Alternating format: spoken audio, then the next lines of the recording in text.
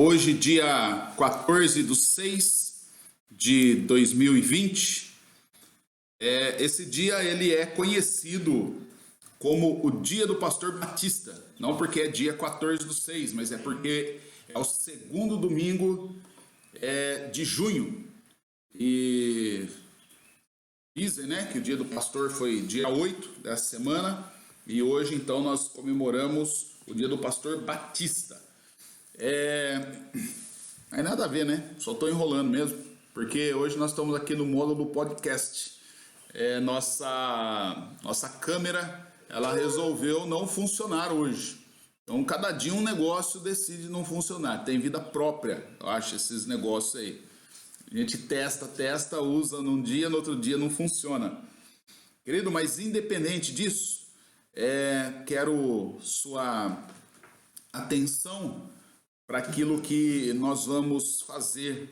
E o que nós vamos fazer é compartilhar a palavra de Deus, nós vamos compartilhar Jesus. E hoje quero compartilhar com você um texto que se encontra na carta de Paulo aos Efésios, no capítulo 2 de Paulo aos Efésios, aquilo que Paulo tem a nos dizer sobre a questão do pecado para do pecado para a salvação pela graça. Essa questão do pecado, Paulo não vai falar exatamente do pecado. Paulo vai falar de uma transposição, do transporte, que é do estado do pecado para o estado da salvação pela graça. O que me motivou isso foi o que nós conversamos com a juventude ontem, na igreja, sobre essa questão do pecado, da salvação do pecado, da questão do pecado para a graça. Isso é de Deus, é 100% de Deus, nós temos participação. Se temos participação, qual é a nossa participação nesse negócio? Então, nós estamos aqui para tratar desse assunto. E Paulo, então, ele vai nos dizer da seguinte forma, falando de Jesus. Na verdade, no primeiro capítulo, ele apresentou, falou das bênçãos de Deus, as bênçãos de Deus em Cristo, e apontou e apresentou tanto Deus como Cristo como sendo o autor da nossa redenção. E ele diz o seguinte, ele termina então o capítulo 1, e no capítulo 1 ele termina orando pelos crentes, e a oração dele para os crentes é o quê? É que depois de ouvir isso, depois de ouvir essa questão, ele ora para que o Deus do nosso Senhor Jesus Cristo, o Pai da glória, vos conceda o espírito de sabedoria e de revelação no pleno conhecimento dele. E iluminados os olhos do vosso coração, para saberdes qual é a esperança do seu chamamento, qual a riqueza da glória da sua herança nos santos, e qual a suprema grandeza do seu poder para com os que cremos, segundo a eficácia da força do seu poder, o qual exerceu ele em Cristo, ressuscitando Jesus dentre os mortos e fazendo-o sentar-se à direita nos lugares celestiais, acima de todo principado, acima de toda potestade, acima de todo poder, acima de todo domínio e de todo nome que se possa referir, não só no presente século, mas também no vindouro, e por todas as coisas debaixo dos pés, para ser o cabeça sobre todas as coisas. Deus deu Cristo à igreja. E a igreja é o corpo de Cristo e é a plenitude daquele que a tudo enche em todas as coisas. Essa é a condição da nossa vida. É dessa forma que Deus, em Cristo, nos deu Jesus. Queridos, nós vamos orar e eu vou fazer o seguinte: nós vamos orar, nós vamos interromper e nós vamos voltar, tá bom? Para que nós possamos dar sequência de maneira que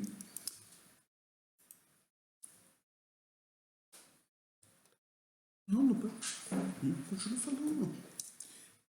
Nós vamos orar e depois nós vamos voltar com a nossa transmissão para que a gente possa dar sequência nisso que nós estamos fazendo, nesse estudo, e aí nós voltaremos em breve. Senhor Deus, nosso Pai, na Tua presença nós estamos, Senhor.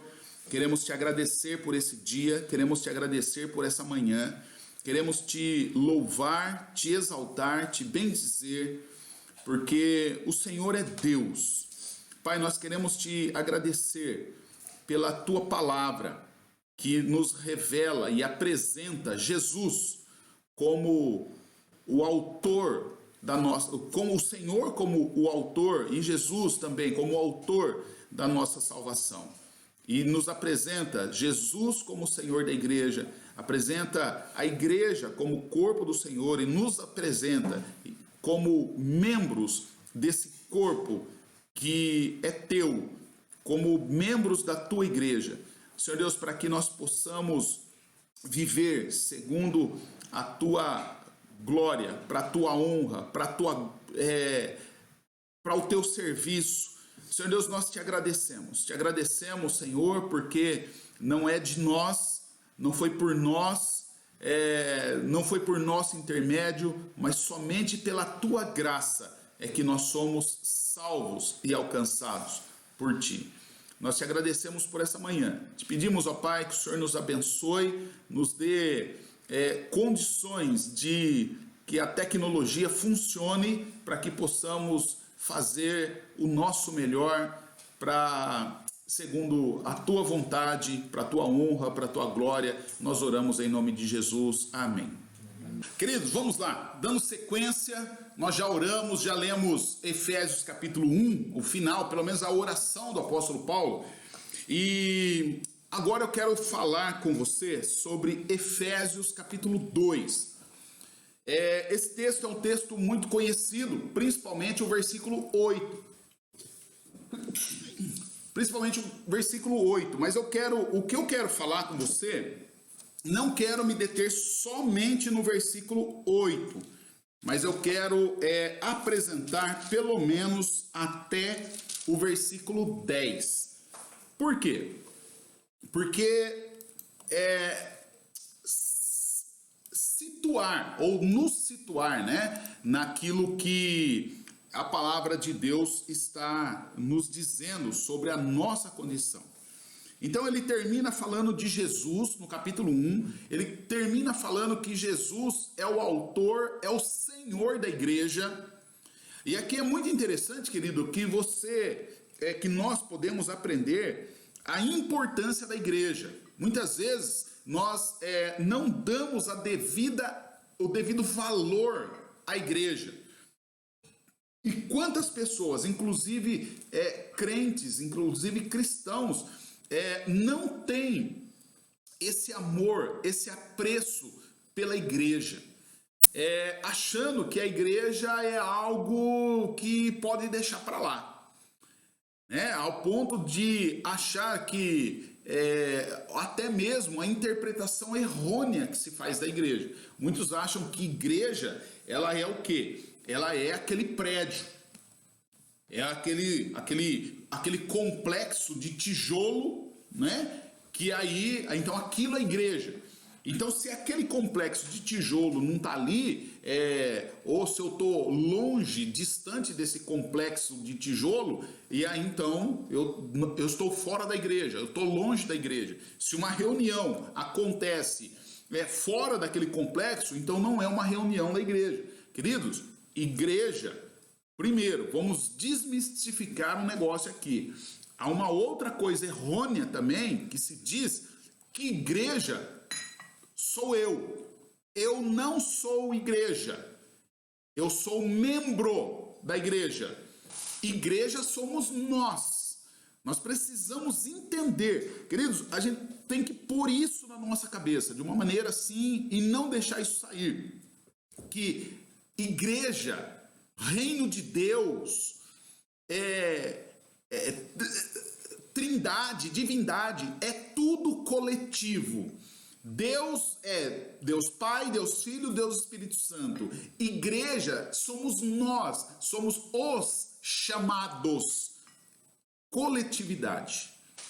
Então igreja somos nós, igreja não sou eu. Esse negócio, eu faço o que eu quiser, eu fico na minha casa, eu adoro Deus e não sei o quê. Cara, na sua casa você faz e deve fazer a sua devocional, o seu tempo com Deus, você deve ter seu momento de solitude, mas ser igreja é quando nós estamos em comunhão uns com os outros, porque é quando nós estamos em comunhão uns com os outros é que nós podemos exercer ou exercitar os nossos dons espirituais, que são as capacidades espirituais que Deus nos deu para que nós possamos servir e edificar uns aos outros. E aí essa construção, essa edificação, não é edificação de tijolo, é edificação de gente. Nós edificamos um ao outro. Então é por isso que agora o Paulo, ele termina de falar de Jesus, ele termina de falar da igreja, e agora então ele começa a falar do Senhor da salvação e dessa transição de estado de pecado para o estado da salvação, ou a condição. E ele vai dizer assim, olha, Ele, o Cristo que deu a sua vida pela igreja, o Cristo que instituiu a igreja, capítulo 2, eu estou lendo agora, ele diz assim, capítulo 2 de Efésios, ele nos deu vida, estando vós, ou estando nós, mortos, nos nossos delitos e nos nossos pecados, nos quais nós andávamos outrora, segundo o curso deste mundo. E segundo o curso desse mundo, esse mundo anda segundo o príncipe da potestade do ar, que é o diabo. Segundo o Espírito que agora atua nos filhos da desobediência, entre os quais também todos nós andamos outrora, andamos no passado, andamos antes de sermos alcançados pela graça salvadora, resgatadora de Jesus. E como é que nós andávamos outrora? Como é que nós andamos? E como é que anda o mundo de hoje? Que anda segundo, regido ou dirigido, direcionado, impulsionado pelo príncipe das trevas, pelo diabo.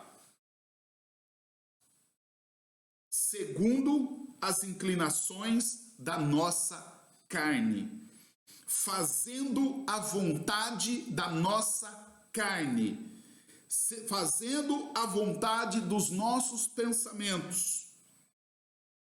E o resultado disso é que éramos, antes de Jesus, e os que estão agora vivendo nessa situação, por natureza, somos filhos, ou éramos filhos da ira de Deus.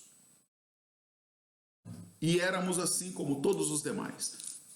Todas as pessoas que andam querendo dirigir a sua vida, anda segundo a direção da sua vida, é por natureza filho da ira de Deus. Querido, quando a gente olha essa situação, isso é terrível. É uma situação horrorosa. Mas o capítulo 4, o versículo 4, ele muda, né? Então Paulo vem no capítulo 1 falando de Deus, falando de Jesus, falando da igreja, dessa agência que Deus que preparou, que Jesus preparou. E interessante que essa agência é a agência que Cristo é o cabeça sobre todas as coisas, e é o cabeça da igreja, e a igreja é o corpo de Cristo e que dá plenitude para isso, para o Cristo. A igreja é que preenche todas as coisas. Querido, isso é fantástico. Só que aí ele começa a falar da condição humana. E a condição humana, ele fala, cara, o resultado da condição humana é que nós somos direcionados, impulsionados, dirigidos, motivados, incentivados pelo diabo.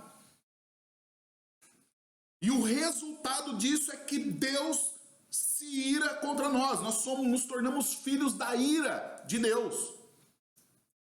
Interessante que a Bíblia vai dizer que horrenda coisa, a coisa mais horrível que pode acontecer na vida de alguém é alguém cair na mão de um Deus irado.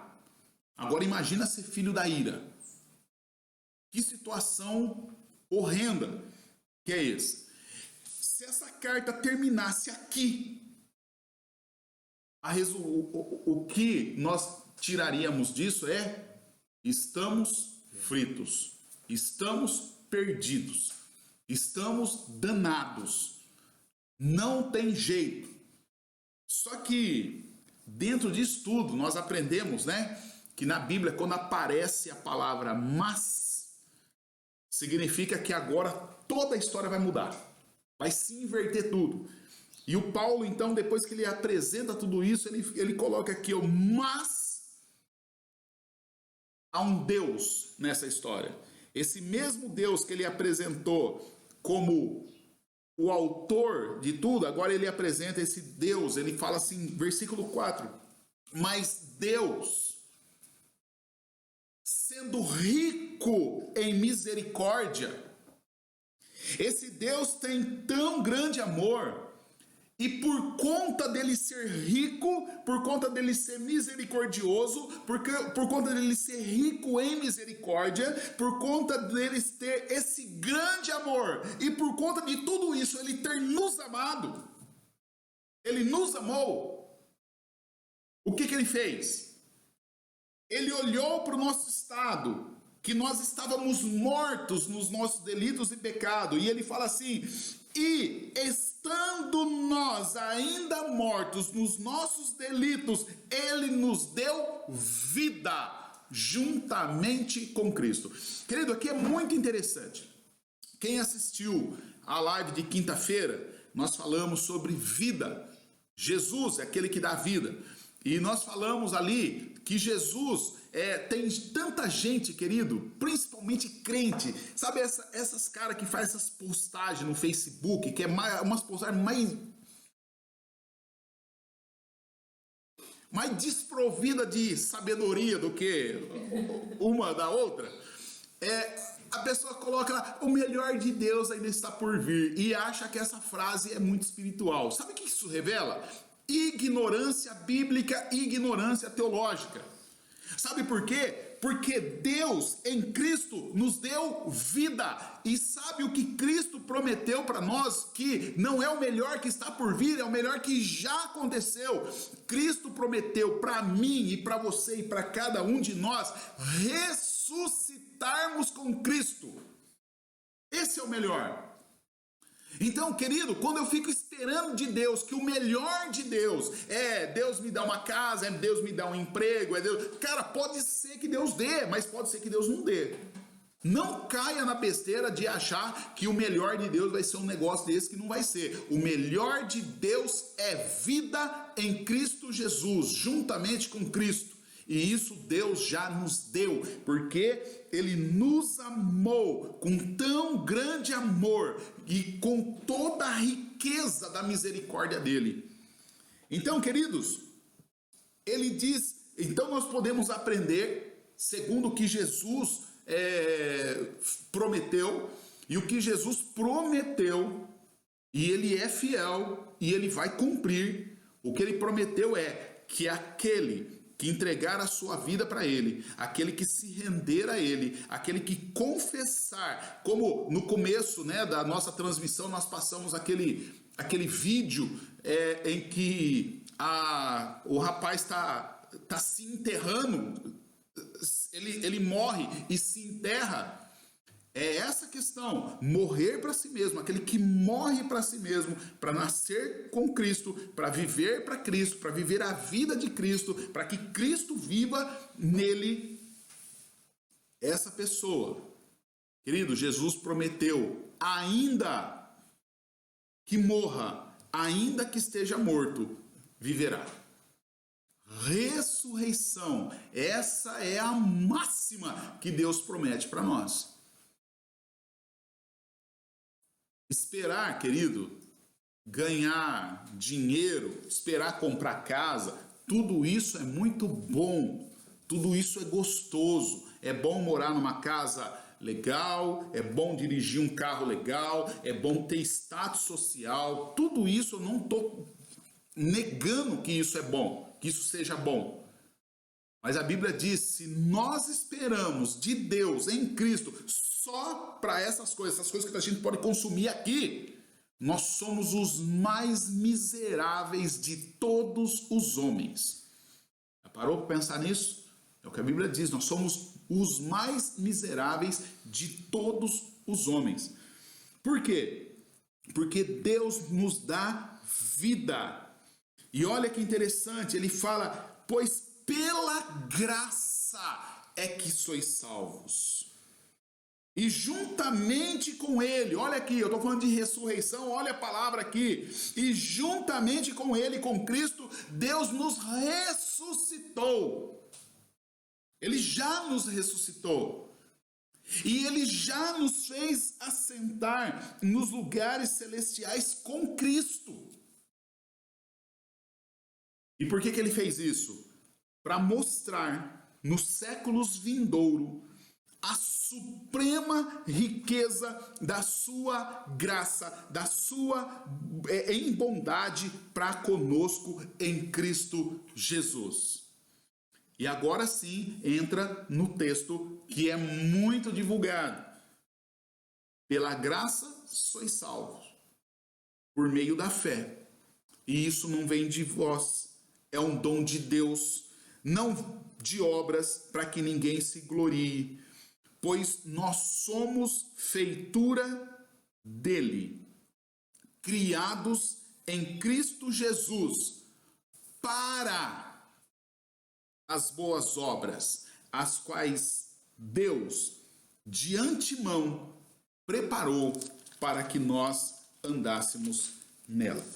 Então, queridos, nesse texto nós aprendemos que o estado natural da humanidade é que nós éramos, e aqueles que ainda não têm Jesus são, mortos que andam.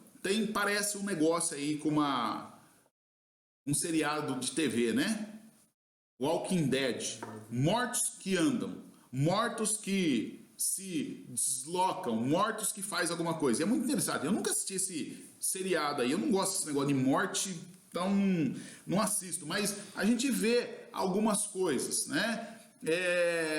E aí eu fico pensando, cara, como eu não conheço o enredo, não conheço nada, então falar de um negócio que eu não conheço é bem complicado. Mas do que eu vejo, eu acho que deve ser, sei lá, muito chato ficar assistindo gente morta andando, dando tiro na cabeça, tomando tiro na cabeça e não morre. Deve ser chato.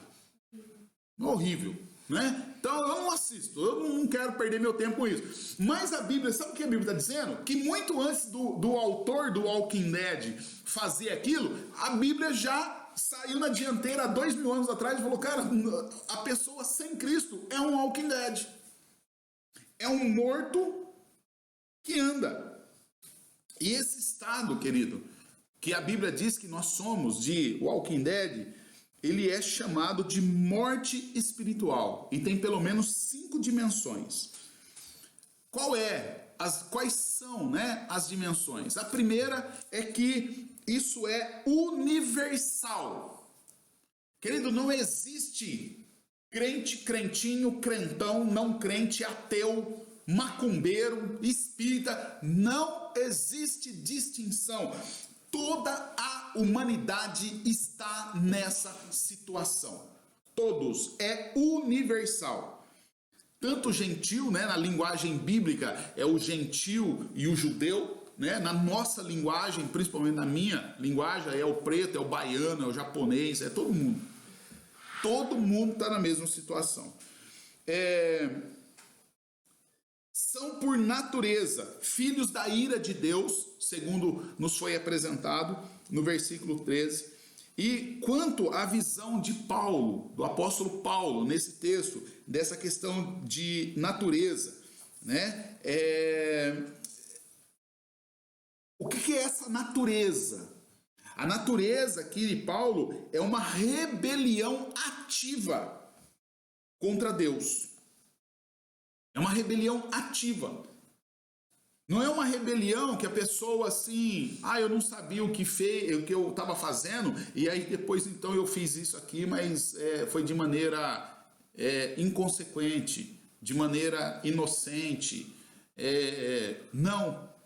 Essa questão de ser por natureza filho da ira de Deus é porque a humanidade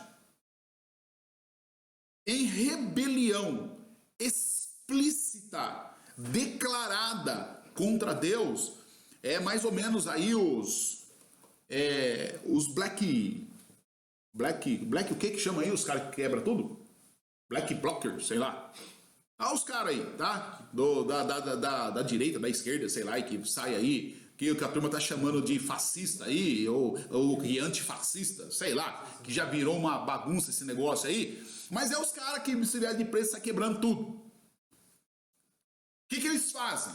Eles veem uma situação, há uma situação, tá tendo lá um protesto, um não sei o quê, e aí eles querem lá jogar culpa no outro. Aí ele se veste, se fantasia, vai lá no meio da galera e aí taca fogo em loja, quebra, rouba, faz o escarcéu, bate nas pessoas. Entendeu? A Bíblia está dizendo, querido, que eu e você, sem o Cristo, nós somos esse tipo de gente. E que é natural nós fazemos isso, só que nós fazemos isso contra Deus. E o resultado disso, queridos, é que Deus, ele nos reconhece como filhos da ira. Deus reconhece esse estado de rebelião e Deus pune esse estado de rebelião. A gente precisa entender isso. Muitas vezes nós somos apresentados a um Deus muito banana, um Deus que ele aceita qualquer coisa. Nós precisamos entender que o Deus da Bíblia, o Deus que nós pregamos, esse Deus que é rico em amor, esse Deus que nos ama tanto, esse Deus que é rico em misericórdia, ele é um Deus que fica ligado. Ele é um Deus que não se deixa zombar, ele não se deixa escarnecer, e ele não vai tratar por inocente aquele que se rebela de maneira voluntária contra ele. Isso é bíblico. E nós precisamos entender isso, porque se a gente não entende isso, a gente vai viver um evangelho totalmente descaracterizado, que não é evangelho. Porque ou o evangelho é do Cristo ou não é evangelho. Por isso que em outra live eu falei, e vou repetir aqui. Querido, às vezes eu já ouvi alguém falar assim, os nossos irmãos fulano de tal, se referindo a outras religiões.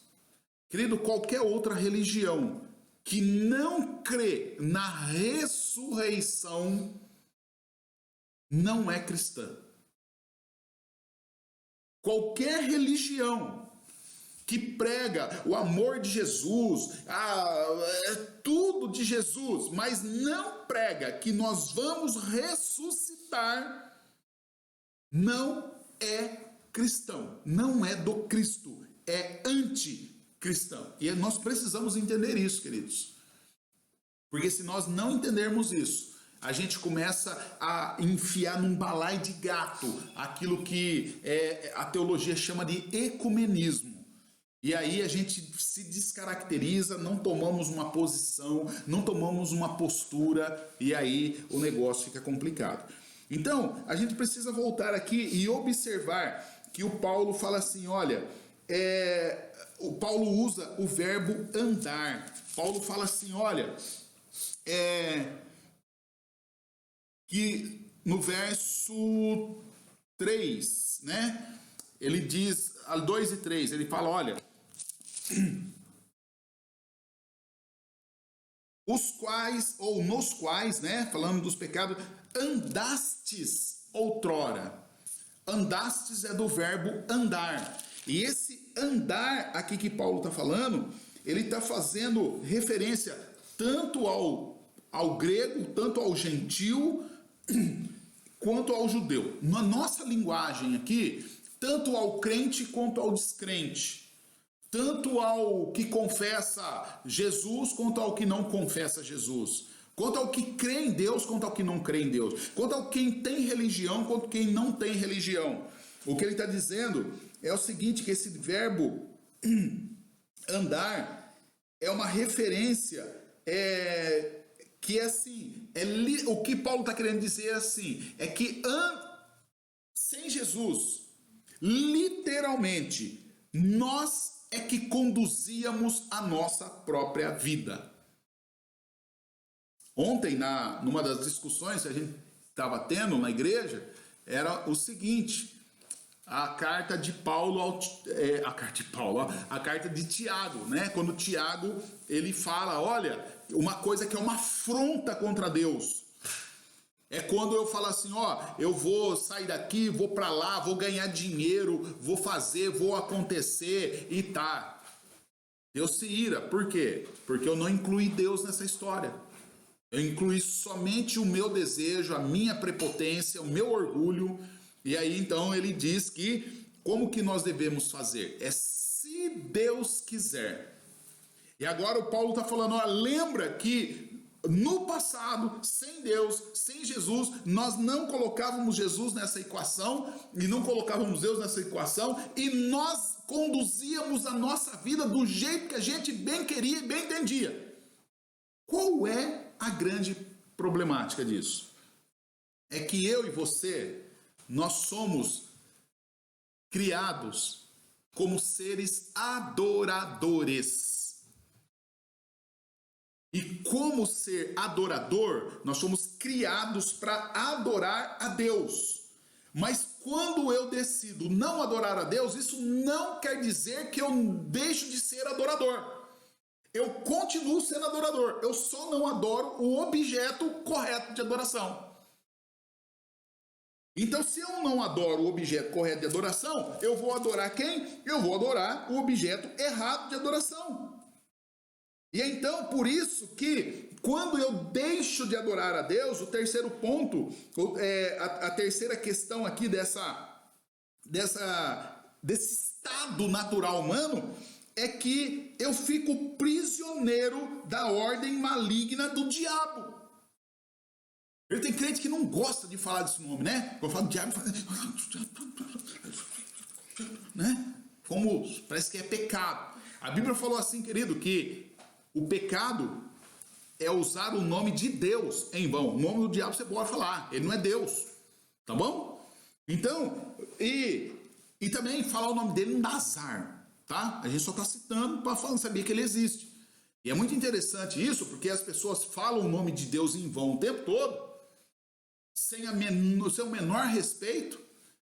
Quando a Bíblia diz, não use o nome do Senhor teu Deus em vão, e o nome do diabo, que não fala. E aí o diabo passa de mansinho como se ele nem existisse, porque não pode nem falar o nome dele. Quando fala que está invocando. E quando fala que está invocando.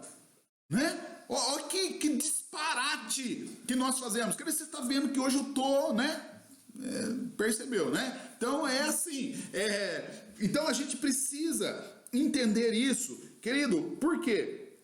Porque a Bíblia diz que se eu não adoro Deus, eu me torno prisioneiro da ordem maligna do diabo, que no nosso texto é chamado de príncipe das potestades do ar. Essa questão também, querido, traz consigo a nossa total incapacidade de fazer qualquer coisa a respeito de nós mesmos. Diante dessa situação, eu sou incapaz de fazer qualquer coisa proativa, positiva para minha própria salvação. Não dá. Então aí entra aquela disputa, né? Calvinismo, arminianismo e não sei o quê. E agora a questão aqui é bíblica. Eu não estou defendendo posição. Eu tenho a minha, mas não estou defendendo isso. Eu estou falando de um texto bíblico. Agora sai de um texto bíblico desse. E como que diante de um texto bíblico desse eu posso dizer que eu tenho participação na minha salvação? Porque a consequência disso é que revela a minha incapacidade. Revela que eu faço a vontade do diabo. E revela que Deus não deixa esse negócio barato. Porque isso suscita a ira de Deus. E aí então, o fim dessa história seria dramático. Dramático não, né? Dramático ainda pode ter aquele glamour. Mas seria catastrófico o fim dessa história, se não fosse o versículo 4 em diante. E o Paulo, é como se o Paulo desse uma respirada ele falou isso, parou de falar, né? Ele está escrevendo, mas vamos dizer que alguém estava lendo, e assim eu estou viajando agora, tá bom? Não está isso na Bíblia. Mas imagina assim que o Paulo escreveu o capítulo 2, versículo 1 ao 4, depois ele deixou uma folha em branco, e ele começou o verso 4 só na outra folha. E aí a pessoa, quando leu ali, achou que terminou o texto, e falou, aí ele parou para pensar, falou, cara, ferrou. Aí alguém iluminado falou assim, mas você viu que continua na outra página? E aí quando ele leu a outra página começa assim, viu? Mas Deus, ufa, mudou a história, entrou o super-herói entrou na história. E o que esse super-herói faz? Então a gente vê que Paulo, ele pintou, ele retratou o estado humano pecaminoso de uma maneira tão desoladora que a ideia dele era destacar, era enfatizar o contraste entre a situação humana e a resposta graciosa e piedosa de Deus. Porque enquanto o homem, regido, dirigido, motivado, impulsionado pelo diabo, chega à condição de se tornar filho da ira de Deus, mas Deus, por causa do grande amor, e não bastou para Deus ter grande amor, porque Deus só se satisfez quando ele amou, praticamente. Então o pensamento do Paulo, ele segue o padrão que está lá em Deuteronômio, capítulo 7, verso 7 e 8. Eu quero ler com você Deuteronômio, capítulo 7, versos 7 e 8. Moisés registra da seguinte forma: o Senhor não se afeiçoou a vocês e nem escolheu vocês por vocês serem mais numerosos que as outras nações, pois vocês eram a menor de todas as nações. Antes, foi simplesmente porque Deus os amou e foi fiel ao juramento que ele fez aos seus antepassados. Por isso, o Senhor os libertou com forte mão da escravidão e da opressão do faraó, rei do Egito. Mais uma prova, querido, que Deus faz o que ele quer, do jeito que ele quer, porque ele é soberano. E na soberania dele, ele é livre para fazer o que ele quer, do jeito que ele quer, na hora que ele quer. E toda ação de Deus é motivada pelo tão grande amor que ele tem. É por isso que Paulo fala aqui que Deus ama o seu povo. Ele ama.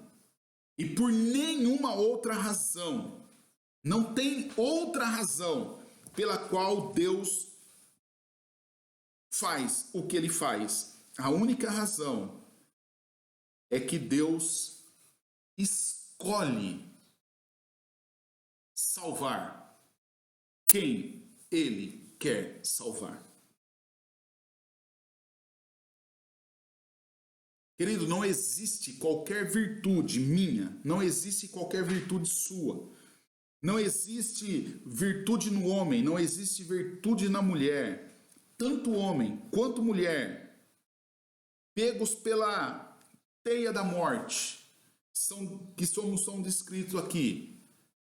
Olha só, não tem meios de se fazerem vivos, não têm meios de se libertar da escravidão do diabo, não têm meios de evitarem a ira de Deus. O próprio Deus, o Paulo insiste nisso, é o próprio Deus que traz para a vida, ou que faz essa transposição, que tira do estado de pecado e leva para o estado de salvação os mortos que andam. E ao oferecer isso, querido, ao oferecer o seu próprio amor, ao oferecer o amor de Deus, e o amor de Deus é o fundamento, é a base, é o alicerce. Para fazer isso, o Paulo exclui também qualquer consideração de mérito. Qualquer esforço, qualquer habilidade por parte daqueles que são vivificados. Logo, querido, eu não tenho nenhuma participação na minha salvação e você não tem nenhuma participação da sua salvação. Então não existe o que você possamos fazer. A única coisa que nós podemos fazer é aceitar as condições, que as condições é tudo de Deus por causa da sua grande misericórdia, por causa do seu grande amor com que nos amou. Então, a situação sem esperança dos pecadores que estão separados de Cristo, que Paulo descreveu, é o pressuposto, é a condição para que nós possamos compreender o seu ensinamento, o ensinamento do Paulo sobre a questão que dá muita complicação.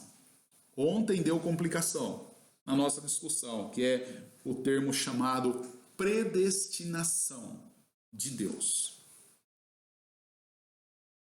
E o que é isso? É sobre o dom amoroso e soberano de vida que Deus nos dá. Por isso que ele diz, Deus nos deu vida e nos ressuscitou e nos fez assentar com Deus em Cristo. E no verso 8 ele termina dizendo, e isso é mediante a fé, é pela graça, e não vem de vós, é um dom de Deus. Ou seja,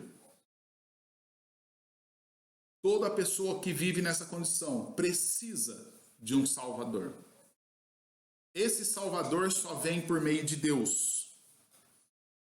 Mas esse pecador, esse morto que anda, que precisa de Deus, ele só pode acessar isso, essa salvação, pela fé. Só que ele é morto, e morto não tem fé. Então ele precisa de um Deus que traz ele a vida para que ele tenha fé.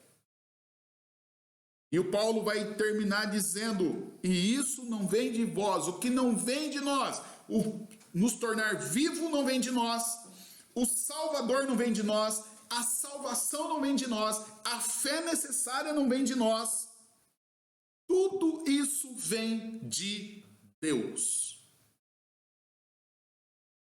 Mas eu quero terminar com o último versículo, versículo 10, quando Paulo fala, olha, nós somos feituras de Deus.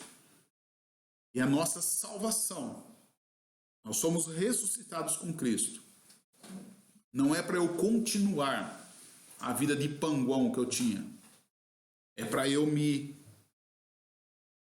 ser restaurado ao meu estado original para o qual eu fui criado, que é o estado de obra-prima de Deus, feitura de Deus, criado em Cristo para o exercício, a execução das boas obras, porque Deus preparou as boas obras para que nós andássemos nela. Vê o contraste?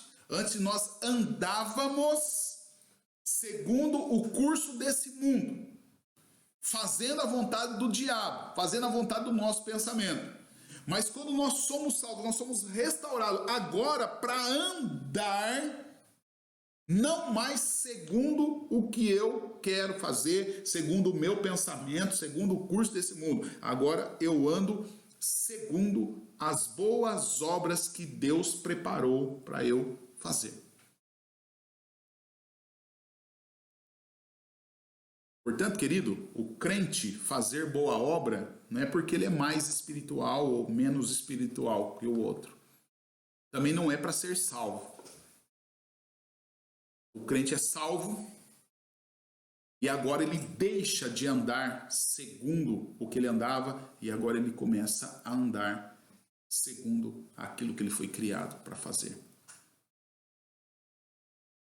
Nossa, fulano faz tantas boas obras na igreja. Foi salvo para isso. Não faz nada além da obrigação. Não temos que exaltar o irmão, porque não, ele não faz mais que obrigação, ele foi salvo para isso. Agora é um novo estilo de vida. Por isso, querido, presta atenção. Se você se diz salvo por Jesus, mas não se envolve com a sua igreja, não se envolve com a sua comunidade, não doa do seu dinheiro, não doa do seu talento, não doa o seu tempo, porque você não tem tempo, os outros não têm tempo para você. Eu quero fazer um questionamento agora com muito amor, que é um questionamento pastoral. Questiona se você é salvo por Jesus. As boas obras não salvam ninguém, mas o salvo tem que fazer boas obras, porque mudou status, saiu agora você não anda mais segundo o seu pensamento, agora você anda segundo aquilo que Deus planejou e determinou para você. Querido, que isso seja verdade na minha vida, que isso seja verdade na sua vida, que isso seja verdade na nossa igreja, que isso seja verdade na nossa comunidade, que nós possamos crescer na graça, no conhecimento do Filho de Deus, do nosso Senhor e Salvador Jesus Cristo. E que nós possamos realmente ser uma igreja que entende a palavra de Deus e que a palavra de Deus possa habitar ricamente em nossos corações, para a honra e para a glória do nosso Senhor Jesus Cristo. Que Deus nos abençoe.